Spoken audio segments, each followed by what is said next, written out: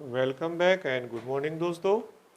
Chapter 6 વિકલિતના ઉપયોગો ભાગ 7 આજે આપણે સ્ટાર્ટ કરી રહ્યા છીએ. ઓકે, હવે તમે જોશો કે અહીંયા મેં લખેલું છે. હવે એનું રીઝન એવું છે કે ફરી પાછો કંઈ ઓડિયોનો અપલોડ કર્યો ત્યારે ઇસ્યુ દેખાયો. શરૂઆતની 15-16 મિનિટ સુધી ઓડિયો જે હોય ને એ આવ્યો જ નથી. પછી 16 મિનિટથી અચાનક જ ઓડિયો ચાલુ થાય છે.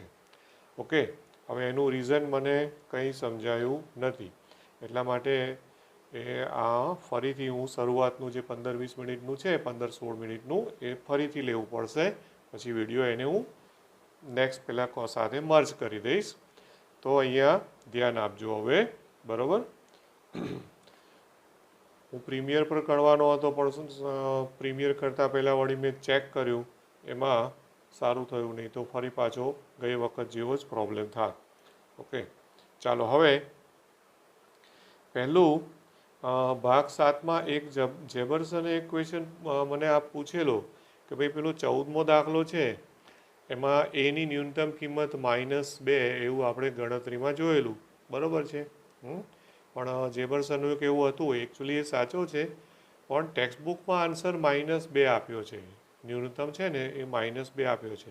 બાકી જો એ greater than or equal to -2 લઈએ, એટલે કે એ બરાબર -2 લઈએ ને, રાઈટ, તો f'(x)નું મૂલ્ય 0 થાય છે, એવું એનું કહેવું છે, અને સાચો પણ છે.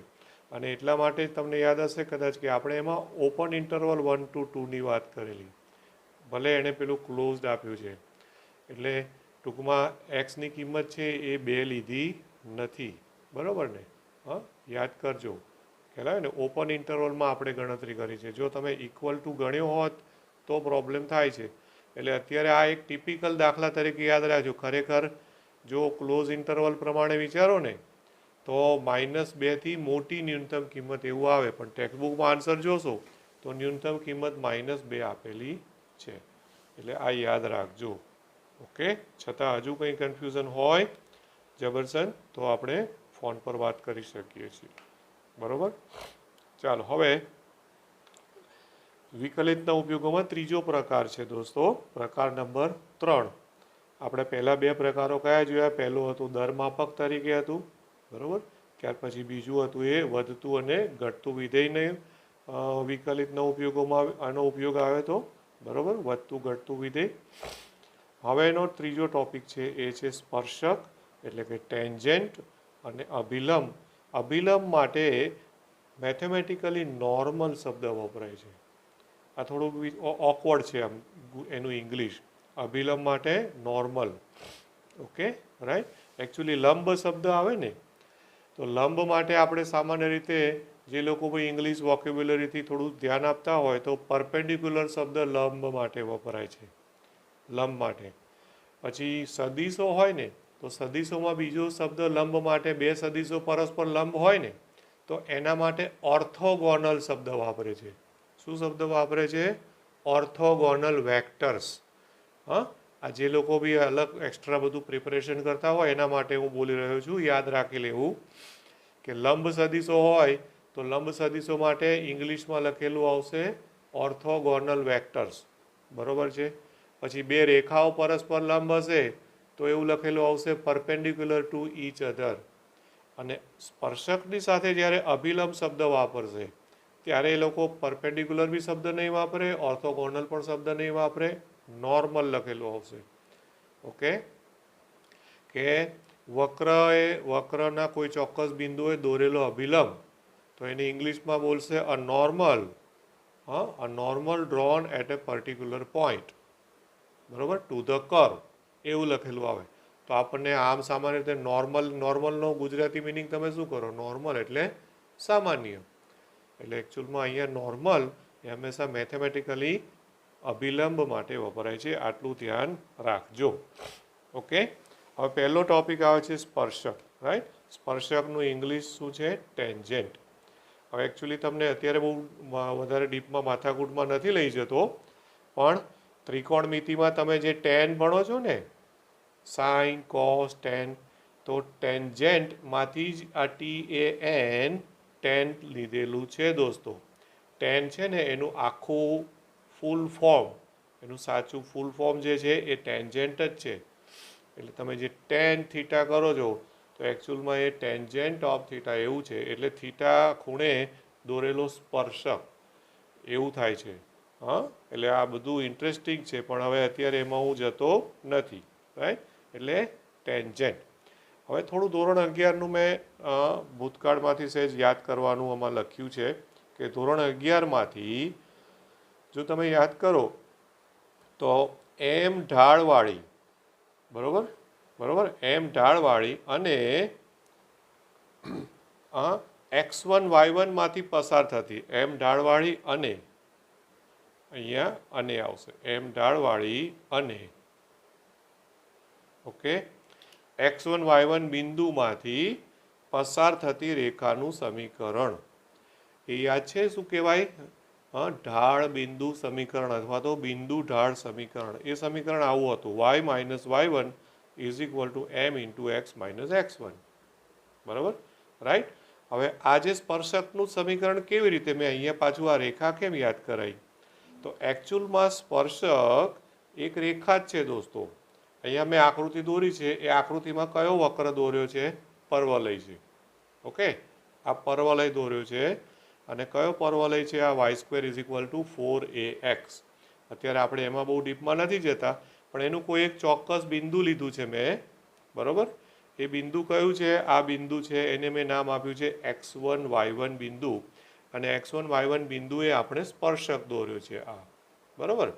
અને એ સ્પર્શકનો x1 y1 બિંદુ આગળ દોરેલા સ્પર્શકનું આ સમીકરણ થાય, જ્યાં m એ આ સ્પર્શકનો શું છે દોસ્તો? m એ આ સ્પર્શકનો શું થવાનો?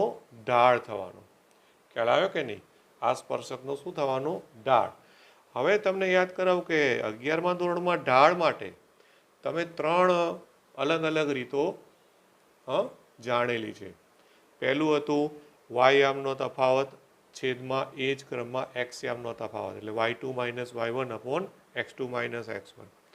બીજું હતું ઢાળ is equal two ten theta, જ્યાં થીટા એ રેખાની એક્સ અક્ષની ધન દિશા સાથે બનાવેલો ખૂણો. ત્રીજું હતું કે જો તમને સુરેખ સમીકરણ આપ્યું હોય ax plus by plus c is equal to 0, તો ઢાળ m equal to minus a by B. આ 3 રીતે તમે ઢાળ શોધ્યા છે. હવે ઢાળ શોધવાની ચોથી રીત તમને અહીંયા બતાવવામાં આવી છે કે ઢાળ કોઈ પણ રેખાનો ઢાળ, આ સ્પર્શક છે ને, તો એ સ્પર્શકનો ઢાળ એ બીજું કંઈ નથી પણ એ જે બી વક્ર હોય ને એ વક્રનું તમારે વિકલન કરી દેવાનું, dy બાય dx. ઓકે, એટલે તમે કોઈ પણ વક્ર આપ્યો હોય, નોટ ઓનલી પર્વલય, ખ્યાલ આવ્યો? રેખા હોય, વર્તુળ હોય, પર્વલય, ઉપવલય, અતિવલય, એનીથિંગ, તમે એનું dy બાય dx કરો એટલે એ વક્ર y બરાબર fx નો ઢાળ બતાવે છે. ખ્યાલ આવ્યો કે નહીં? રાઈટ. હવે આમાં કોઈ એક પર્ટિક્યુલર બિંદુ આગળની વાત કરે છે, ચોક્કસ x1 y1 આગળ સ્પર્શક દોર્યો, રાઈટ. એટલે એ બિંદુ આગળ આ વક્રનો ઢાળ, હવે હું જે બોલું એ સાંભળજો, x1 y1 બિંદુ આગળ આ વક્રનો ઢાળ તે આ સ્પર્શકનો પણ ઢાળ થઈ જશે. સમજાય છે? ફરી વાર બોલું છું, x1 y1 બિંદુ છે ને એ આ વક્ર ઉપર પણ છે, મતલબ કે પર્વલય ઉપર પણ છે, અને એના ઉપર જ તમે સ્પર્શક દોર્યો છે, એટલે એ બિંદુ છે એ સ્પર્શ રેખા ઉપર પણ છે. તો આ બિંદુ એ વક્ર ઉપર પણ ખરું અને સ્પર્શક ઉપર પણ ખરું. તો x1 y1 આગળ તમે જો વક્રનો ઢાળ શોધો તો તે વક્રનો ઢાળ એ એકચ્યુઅલી એ સ્પર્શકનો ઢાળ બની જાય છે, કારણ કે એમાંથી તો સ્પર્શક પસાર થાય છે અને સ્પર્શક એક રેખા છે. અને તમે જાણો છો કે રેખાનો ઢાળ ક્યારેય બદલાતો નથી.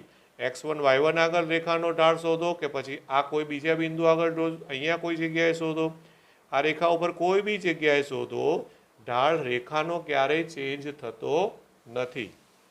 ઓકે, આ ના યાદ હોય તો પાછું યાદ કરી લેજો. એટલે મેં અહીંયા આવો સંકેત લખ્યો છે. હવે જુઓ, dy by dx at x1 y1, બરાબર ને? એટલે શું થયું? એ વક્ર y બરાબર fx નો બિંદુ x1 y1 આગળનો ઢાળ, બરાબર. વક્ર y બરાબર fxનો x1 y1 આગળનો ઢાળ. હવે અહીંયા જે m છે ને એ ઢાળ છે, તો m ની જગ્યાએ મારે ઢાળ મૂકી દેવાનો દોસ્તો, એટલે આ સ્પર્શકનું સમીકરણ થઈ ગયું.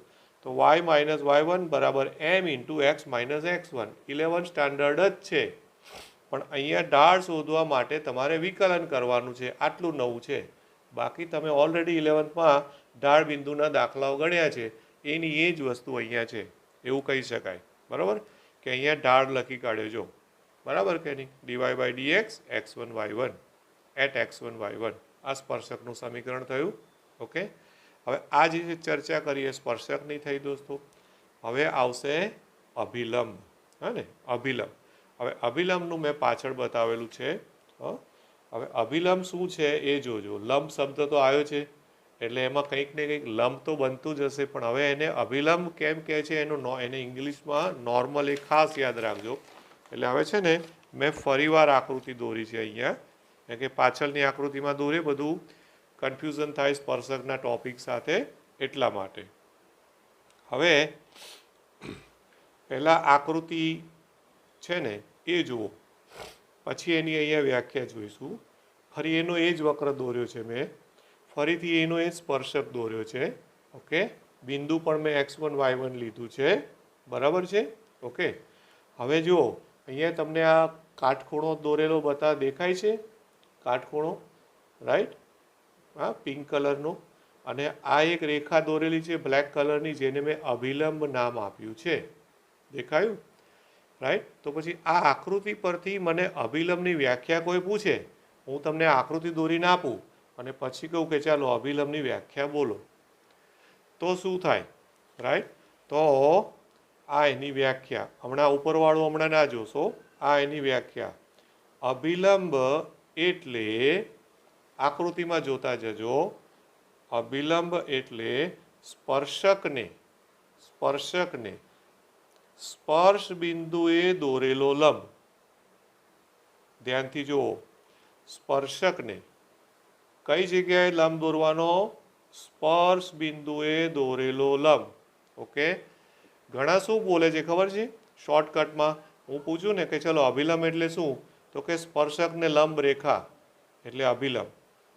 આવું ઉતાવળમાં બોલી જાય, એકચ્યુઅલમાં એ ખોટું છે દોસ્તો. જો સ્પર્શકને લંબ રેખા તો હું આમ બી દોરી શકું, આ રહી જો, આ દોરી મેં. હા, આ સ્પર્શકને લંબ જ છે, આ જો અહીંયા કાટખૂણો બન્યો, પણ આ અભિલંબ ના કહેવાય, એ સ્પર્શકને લંબ છે. આના માટે હું પરપેન્ડિક્યુલર શબ્દ વાપરી શકું. આ સ્પર્શકને લંબ છે એટલે આના માટે હું પરપેન્ડિક્યુલર શબ્દ વાપરી શકું, પણ આ જે છે એ સ્પર્શ બિંદુએ લંબ છે. સમજે પડી? ઓકે, એટલે સ્પર્શ બિંદુએ લંબ હોય એને અભિલંબ શબ્દ વપરાય છે, ખ્યાલ રાખજો. Okay, right? હા, તો આ થયું અભિલંબની વ્યાખ્યા. હવે આપણે પાછલા પેજ પર જોયું કે ભાઈ dy બાય dx એટલે સ્પર્શકનો ઢાળ. એને ધારો કે હું m1 કહું, બરાબર? તો તમને ખબર છે કે આ સ્પર્શક અને અભિલંબ પરસ્પર લંબ છે, અને પરસ્પર લંબ હોય તો 11 સ્ટાન્ડર્ડમાં ફરી પાછું તમે ભણ્યા છો કે ભાઈ બે પરસ્પર લંબ રેખાઓના ઢાળનો ગુણાકાર -1 થાય. યાદ છે? ધારો કે સ્પર્શકનો ઢાળ m1 અને અભિલંબનો ઢાળ m2 લઉં, તો m1 m2 is equal two -1 થાય. આવું યાદ છે તમને 11 સ્ટાન્ડર્ડ?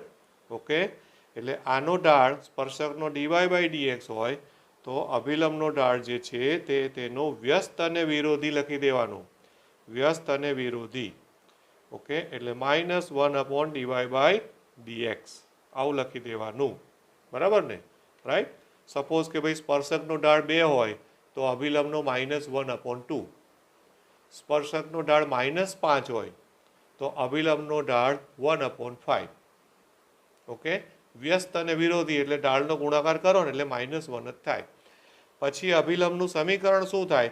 તો એ તો ઢાળ બિંદુ સમીકરણ તો ખરું જ, કારણ કે એ પણ રેખા જ છે, એમાં પણ બિંદુ જ છે, ઓલરેડી x1 y1 માંથી જ પસાર થાય છે. પણ હવે એનો ઢાળ તમારે આ લેવાનો. ઓકે, એટલે પેલું ઢાળ બદલી કાઢવાનું, y minus y1 is equal to આ ઢાળ લખી કાઢ્યો પેલું અભિલંબ વાળું, -1 dy by dx at x1 y1 into x minus x1, બરોબર કે નહીં? Okay, right. તો આ થયો અભિલંબનું સમીકરણ દોસ્તો. બોલો, આટલું ક્લિયર થાય છે? રાઈટ. ઓકે. તો હવે અહીંયા સુધીનો જે ટોપિક છે ને એ લગભગ 15-16 મિનિટનું અહીં સુધીનું ઓડિયો હતો જ નહીં. આ તો સારું થયું કે મેં જોયું. હવે પછીનો જે નેક્સ્ટ છે ને એનો ઓડિયો છે, એટલે હું બંને વિડીયો મર્જ કરી અને અપલોડ કરી દઈશ. રાઈટ. તો અહીંયાથી પછી આગળ જે છે એ નેક્સ્ટ વિડીયોમાં તમને એની સાથે તમને આઈડિયા પણ નહીં આવે, મર્જ થઈ જશે ઓટોમેટિક. બરોબર છે? ઓકે. ઓકે, હવે છે ને દોસ્તો, આ મેં જે x1 y1 બિંદુ લીધું છે ને એમાં ટેક્સ્ટબુકમાં એ લોકોએ x0 y0 બિંદુ લીધું છે. ઓકે, એનાથી કોઈ ફરક પડતો નથી. રાઈટ. વર્ષો પહેલાંની અમારી આદત છે, x0 y0ની ટેવ નથી એટલે x1 y1 લેવાઈ જાય છે, કારણ કે ટેક્સ્ટબુકમાં આપણી સ્ટેટ બોર્ડમાં જનરલી બધા x1 y1થી જ આપેલા હોય છે. ઓકે, હવે બીજું કે ટેક્સ્ટબુકમાં જે સંકેત આપ્યો છે ને એ સંકેત પ્રમાણે ધ્યાન આપજો કે ટેક્સ્ટબુકના સંકેત પ્રમાણે છે ને આ જે dy by dx at x1 y1 છે એ y બરાબર fx છે. બરાબર. તો dy by dx at x1 y1 હોય એક બિંદુ, કોઈ ચોક્કસ બિંદુ આગળ, તો એને બીજા સંકેતમાં f ડેશ, અને પછી એકચ્યુઅલી તમે જોજો કે વક્ર હંમેશા y બરાબર fx આપેલું હોય છે. વક્ર શું આપેલું હોય છે આપણને દોસ્તો? y બરાબર fx હોય છે. ઓકે, વક્ર y બરાબર fx હોય, રાઈટ, આપેલું હોય. અને એનો મતલબ શું છે કે એક બાજુ y ચલ છે, બીજી બાજુ x ચલ છે. બરાબર છે? તો જ્યારે તમે dy બાય dx કરો એટલે એને તમે f ડેશ x લખો છો, f ડેશ x.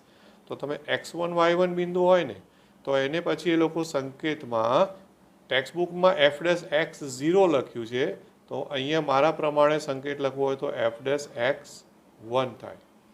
એટલે સ્પર્શકનું સમીકરણ હોય તો શું થાય? y minus y1 is equal two, અહીંયા શું લખવાનું સ્પર્શકમાં? આ તો અભિલંબ છે. સ્પર્શકમાં શું લખવાનું? f dash x1 into x minus x1, અને અભિલંબનું હોય તો -1 અપોન f ડેશ x1. આ જે લખ્યું ને એની બદલે એ રીતે લખવાનું આવે. ઓકે, એટલે આ પણ બીજા સંકેતમાં દ્વારા દર્શાવાય છે, દ્વારા પણ દર્શાવાય છે. તો હવે આ જે સ્પર્શક અને અભિલંબના જે સૂત્રો થયા એ જે 11મા ધોરણમાં મેં કહેલું તમને કે પેલું રેખાનું બિંદુ ઢાળ સમીકરણ છે, પોઈન્ટ સ્લોપ ફોર્મ કહેતા હતા ને આપણે. ઓકે, એ જ છે. એમાં ઢાળની જગ્યાએ તમારે ઢાળ શોધવાનો એટલે કે વિકલન કરવાનું. બરાબર ને? રાઈટ. અચ્છા, હવે આપણે સ્વાધ્યાયના દાખલાઓ લઈએ.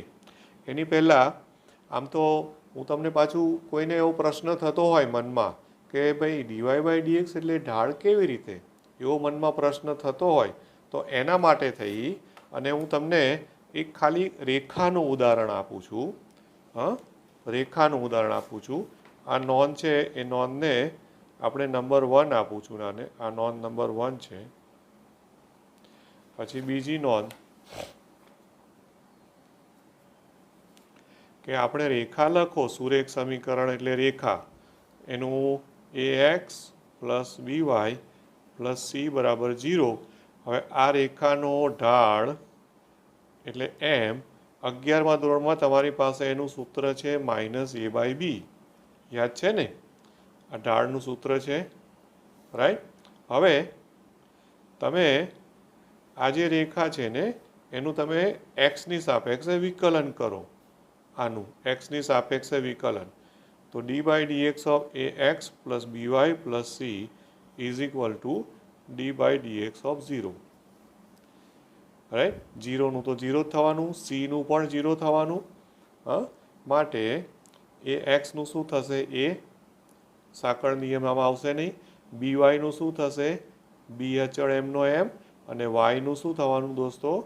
dy by dx. પ્લસ 0 અને ઇઝ ઇક્વલ ટુ 0. તો હવે બોલો આમાંથી ડીવાય બાય ડીએક્સ શું આવ્યું? ડીવાય બાય ડીએક્સ કરતા બનાવો તો એ સામે જાય તો માઇનસ એ અને છેદમાં બી. બોલો શું મળ્યું તમને? ઢાળ મળ્યો કે નહીં? ઢાળ થયો કે નહીં? એમ રાઈટ. તો આ મેં તમને એક સમજૂતી આપી કે ભાઈ તમે આ તો રેખાનું મેં વિકલન કર્યું, એવી રીતે કોઈ પણ વક્રનું તમે ડીવાય બાય ડીએક્સ કરો એટલે એ જે પણ આન્સર આવે ને તે હંમેશા તે વક્રનો કે તે રેખાનો તે હંમેશા શું દર્શાવશે? ઢાળ જ દર્શાવે છે દોસ્તો. Okay right. એટલે અમે તમને ખાલી એક સિમ્પલ રીતે સમજાયું કે ભાઈ ડીવાય બાય ડીએક્સ એટલે ઢાળ કેવી રીતે, તો મેં તમને રેખાના ઉદાહરણથી સમજાયું. આવી રીતે તમે વર્તુળનું વિકલન કરો, પરવલયનું વિકલન કરો, ઉપવલયનું કરો, અતિવલયનું કરો, ડીવાય બાય ડીએક્સને કરતા બનાવો એટલે એ જે કોઈ વક્ર હોય તેનો એ હંમેશા ઢાળ જ દર્શાવે. Okay right. ચાલો હવે આટલી થિયરી પછી આપણે આવશે સ્વાધ્યાય નંબર 6.3. સ્વાધ્યાય 6.3 છે અને એ સ્વાધ્યાય 6.3 સ્ટાર્ટ કરી લઈશું આજે આપણે. 6.3 બધા જ આમાં સ્પર્શક ને અભિલંબના દાખલાઓ આવશે. એમાં પહેલો દાખલો જુઓ. આપ્યું છે વક્ર y is equal to 3x⁴ - 4x. વક્ર y is equal to 3x⁴ - 4x. ટેક્સ્ટબુકમાં પેજ નંબર 175. ઓકે. પહેલો દાખલો. આ વક્રને x બરાબર 4 આગળના સ્પર્શકનો ઢાળ શોધો. ખાલી ઢાળ જ શોધવાનું કહ્યું છે. ઓકે. તો તમારે શું કરવાનું? આ વક્ર આપેલો હોય તો પહેલું કામ શું કરવાનું? તમારે એનું ઢાળ શોધો એટલે ડીવાય બાય ડીએક્સ કરી કાઢો. ઓકે. તો ડીવાય બાય ડીએક્સ કરીશું તો શું થશે? આ 4 આગળ આવી જશે એટલે 4 તેરી 12 x³ અને માઇનસ 4x નું શું થશે? 4. ઓકે. આ છે ને એ વક્રનો ઢાળ થઈ ગયો, વ્યાપક થયો. આ છે ને વ્યાપક થયો. આ વક્રનો ઢાળ વ્યાપક. હવે કયા બિંદુ આગળ કીધું છે? x બરાબર 4 આગળ. માટે તમે એને કઈ રીતે લખી શકો? આ રીતે લખી શકો dy by dx at x equal to 4. આવું બી લખી શકો. બરોબર. અથવા તો જો સપોઝ તમે આ વક્રને fx કહી દીધું હોય તો આ જે છે એ તમારા માટે શું છે? આ f'(x) છે, હે ને? બરોબર. આ f'(x) છે તો તમે એને f'(4) પણ કહી શકો. અને બીજા સંકેતમાં મારે લખવું હોય તો f'(4) પણ કહી શકો. એટલે આમાં શું કરવાનું? તમારે મૂકવાના તો x બરાબર 4 જ છે એટલે 12 ગુણ્યા 4 નો ઘન એટલે 64 માઇનસ 4. બરાબર. હવે આ જે પણ ગુણાકાર આવે એ તમારો આન્સર. સિમ્પલ. હવે કેલ્ક્યુલેટર ના વાપરવું હોય તો પહેલાં 4 કોમન કાઢી લો અને પછી સાદુરૂપ આપશો તો ઇઝીલી આવે. જે પણ આન્સર આવે એ અત્યારે હું ગણતો નથી. આ થયું સ્પર્શકનો ઢાળ શોધવાની રીત. બરાબર. હવે આ થયો સ્પર્શકનો ઢાળ દોસ્તો. પછી જો તમારે સ્પર્શકનું સમીકરણ શોધવાનું કે તો એના માટે બિંદુ જોઈએ જે આ દાખલામાં આપેલું નથી. હને? ઓકે. એટલે બિંદુ આપે તો તમે પાછું બિંદુ ઢાળની મદદથી y - y1 equal to m into x - x1 કરીને સ્પર્શકનું સમીકરણ શોધી શકો છો. બરાબર છે. ચાલો હવે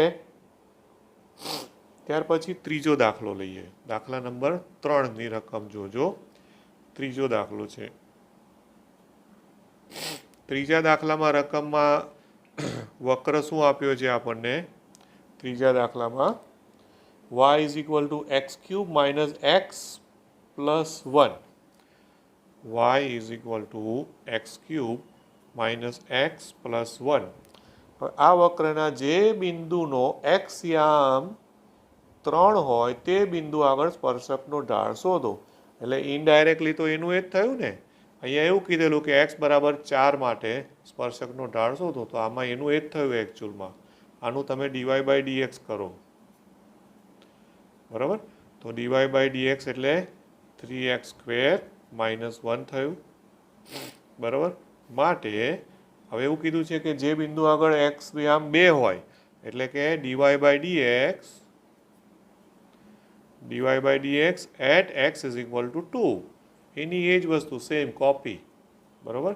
આમાં x બરાબર 2 મૂકી દો, 2 મૂકશો એટલે 3 ગુણ્યા 2 નો વર્ગ 4 ઓછા 1 એટલે ઢાળ કેટલો થઈ ગયો 11. આ થયો સ્પર્શકનો ઢાળ.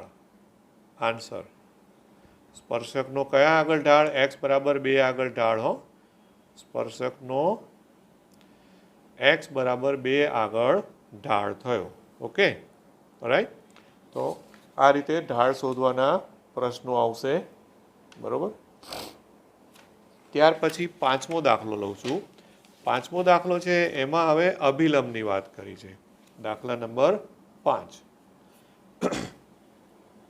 5મો છે એમાં પ્રચલ સમીકરણો આપ્યા છે. x is equal two a cos cube theta, બરાબર, અને y is equal two a sin cube theta. y is equal two a sin cube theta. આ આપેલું છે. હવે પ્રશ્ન શું છે કે આ પ્રચલ સમીકરણવાળા વક્રને થીટા બરાબર π/4 આગળના અભિલંબનો ઢાળ શોધો. આનો અભિલંબનો ઢાળ શોધવાનો છે. એટલે એકચ્યુઅલી યાદ રાખજો કે અભિલંબનો ઢાળ કોઈ દિવસ ડાયરેક્ટ ના મળે દોસ્તો. અભિલંબનો ઢાળ શોધવો હોય તો સ્પર્શકનો ઢાળ શોધવો જ પડે. અને પછી આપણે આજે જ વાત કરીએ પ્રમાણે અભિલંબ છે એ શું છે? તો કે સ્પર્શકને સ્પર્શ બિંદુએ દોરેલો લંબ છે. સ્પર્શકને સ્પર્શ બિંદુએ દોરેલો લંબ એટલે અભિલંબ. તો જો સ્પર્શકનો ઢાળ શોધી નાખવું એટલે કે ડીવાય બાય ડીએક્સ શોધી નાખવું અને ડીવાય બાય ડીએક્સનું પછી વ્યસ્ત અને વિરોધી કરવું એટલે અભિલંબનો ઢાળ મળી જાય, બરાબર ને? ઓકે, એટલે હવે આનું તમારે પહેલું શું કરવું પડે? dx by D theta. હા, થીટાની સાપેક્ષે. એટલે આ 3 આગળ આવી જાય, 3a cos સ્ક્વેર થીટા એટલે પેલા ઘાતનું વિકલન અને ઇન્ટુ આધારનું માઇનસ સાઇન થીટા. તો હું આગળ માઇનસ પણ કરી દઉં છું, બરાબર છે? Okay, -3a cos square theta sine theta. આ dx બાય ડી થીટા થયું. હવે આટલું તમને બધાને આવડે છે, હા, એવું આશા રાખીએ. પછી આ ડીવાય બાય ડી થીટા. તો ડીવાય બાય ડી થીટા કરું તો એનું થશે 3a, આમાં પણ 3 આગળ, sine square theta into cos theta. આધારનું કોસ થીટા થશે. આ થયું. માટે આપણે હવે શું કરવાનું? ડીવાય બાય ડીએક્સ કરવાનું, બરાબર. તો ડીવાય બાય ડીએક્સ એટલે આ બેનો ભાગાકાર, dy by D theta upon dx by D theta. ભાગાકાર અહીંયા લખી કાઢો, બરાબર. ભાગાકાર લખી નાખીએ એટલે કે 3a sine square theta cos theta, બરાબર, upon -3a cos square theta sine theta. હવે છેદમાં જે આવ્યું ને એ નોટ ઇક્વલ ટુ 0 હોય એ ભલે કશી કન્ડિશન નથી આપતા આ લોકો, પણ આપણે લખી રાખવું કે નોટ ઇક્વલ ટુ 0 હોવું જ જોઈએ, તો જ એને છેદમાં લખાય. પછી આમાંથી શું કટ થઈ ગયું? તો 3a કટ, પછી એક સાઇન પણ ઉડી જશે અને એક કોસ પણ ઉડી જશે. તો એક સાઇન ને કોસ પણ ઉડાડી દઉં એટલે હવે અંદર શું વધશે દોસ્તો? આમાંથી એક સાઇન વધ્યું અને છેદમાં એક કોસ વધ્યું, બરાબર ને? એટલે વધ્યું તમારે sine theta upon cos theta. એટલે શું આવ્યું ફાઇનલી આન્સર? tan થીટા આવ્યું. હા, આ ડીવાય બાય ડીએક્સ થયું.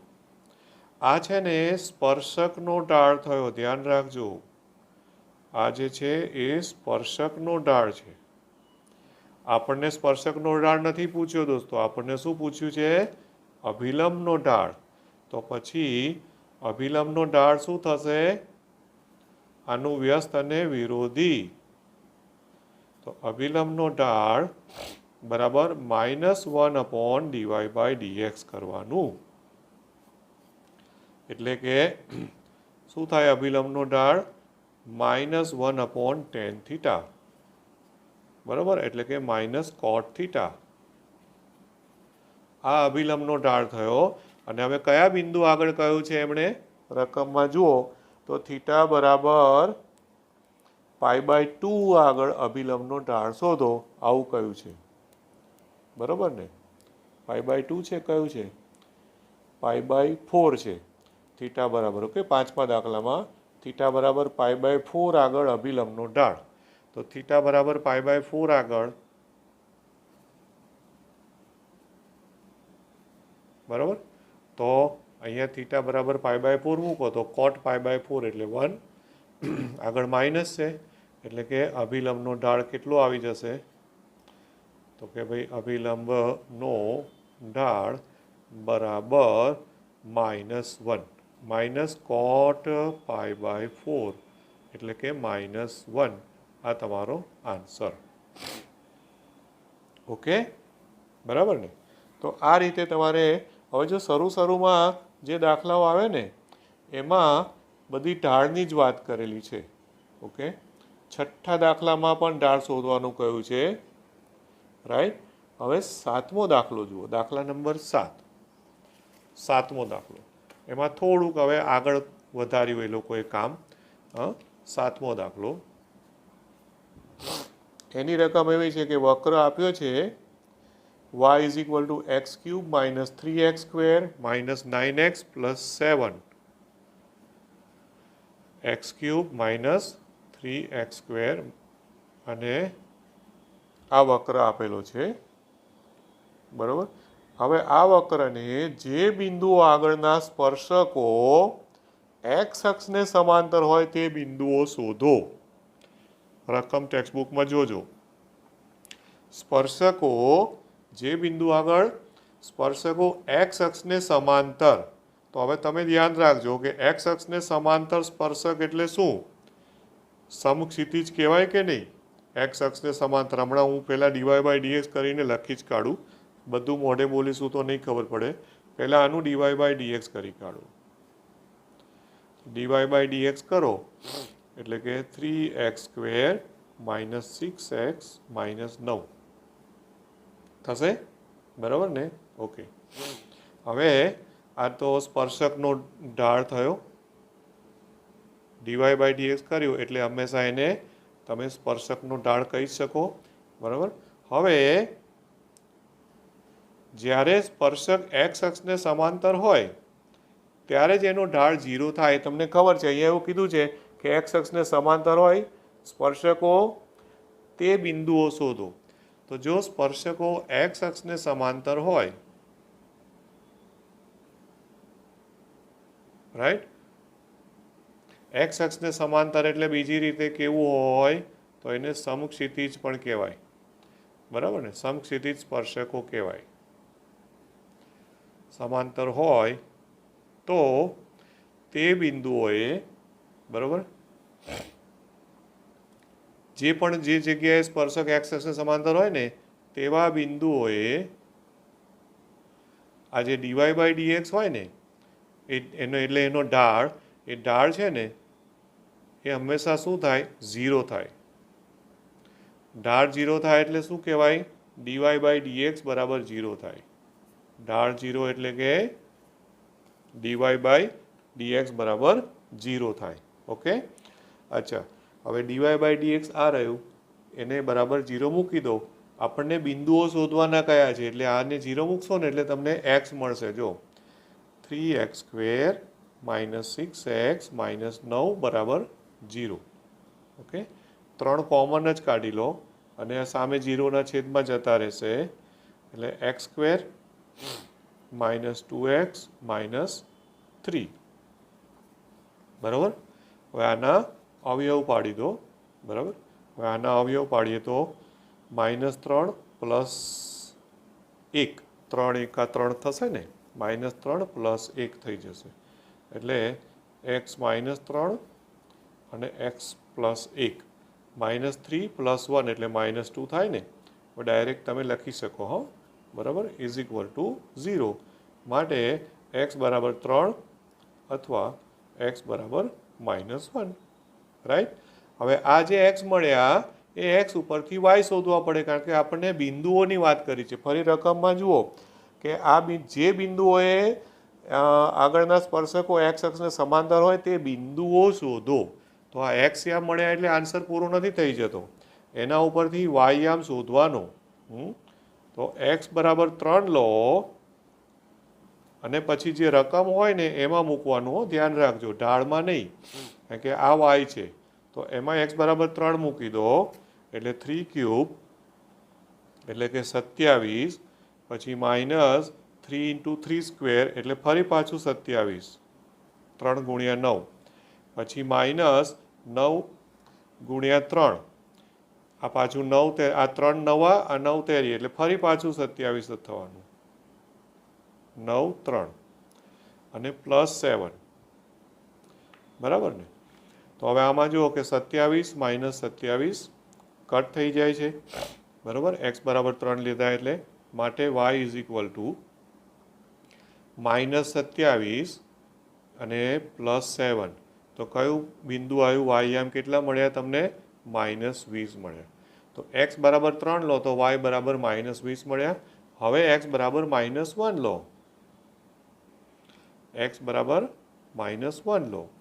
ઓકે, હવે એક્સ બરાબર -1 લઈએ, ફરી પાછું આ જે રકમ છે એમાં જ મૂકવાનું છે. ઓકે, રકમ ટેક્સ્ટબુકમાં જોજો.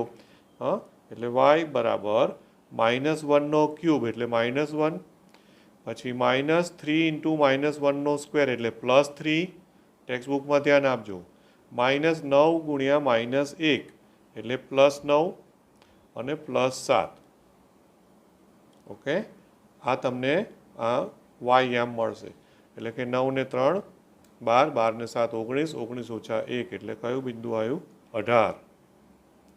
માટે માગેલ બિંદુઓ, આન્સર ફાઇનલી શું મળ્યો તમને? માટે માગેલ બિંદુઓ કે જ્યાં આગળ સ્પર્શકનો ઢાળ 0 થાય છે, મતલબ કે સ્પર્શકો એક્સ અક્ષને સમાંતર હોય, રાઈટ, એવા બધા જ બિંદુઓ શોધવાની વાત કરી હતી. તો આ બે બિંદુઓ મળ્યા, 3 લો તો -20 આવ્યું. તો માગેલ બિંદુઓ બરાબર 3 - 20 તથા બીજું બિંદુ કયું થશે? -1 18. ઓકે, આ થયો તમારો ફાઇનલ જવાબ. ઓકે દોસ્તો, બરાબર ને, રાઈટ. તો જો આજે આપણે છે ને આ 7 દાખલા સુધી હું રાખું છું. બરાબર. નેક્સ્ટ લેક્ચરમાં વધારે સ્પર્શકોના ને સમીકરણો જે છે અભિલંબના ને એની આપણે ચર્ચામાં જઈશું, બરાબર ને. એટલે હજુ 1 કે 2 લેક્ચર આ સ્વાધ્યાયમાં હું કાઢીશ, રાઈટ. ઓકે, હવે આ તમને મળશે એ વખતે ત્યારે તમારી આઈ થિંક એક્ઝામ પતી ગઈ હશે કેમિસ્ટ્રી ફિઝિક્સની, બરાબર. હોપફુલી કદાચ તમે લોકોએ બધાએ પેપર લખી પણ કાઢ્યું હશે, બરાબર. ના લખ્યું હોય તો એટલું કહી દઉં કે ઈમાનદારીથી પેપર લખજો. માર્ક્સ જે આવે માર્ક્સનું મહત્ત્વ નથી, સાંભળી લેજો, માર્ક્સનું મહત્ત્વ નથી. આમાં ગવર્મેન્ટનો એક જ ઇન્ટેન્શન છે દોસ્તો કે તમે કેટલું આવડે છે એ તમે તમારી જાતે એનાલિસિસ કરો. આમાં માર્ક્સ તમને 25માંથી 25 આવી ગયા, 24 આવી ગયા, એનાથી કોઈ મતલબ નથી. પણ તમે ઈમાનદારીથી 25માંથી 18 કે 20 લાવ્યા હશો ને તો પણ એ તમને પોતાને સંતોષ થશે કે હા, અમે મારી જાતે મને આવડતું હતું એટલું મેં લખ્યું છે. આ રીતે એક્ઝામ આપજો કોઈ પણ વિષય હોય. Okay, so thank you very much. Have a nice day.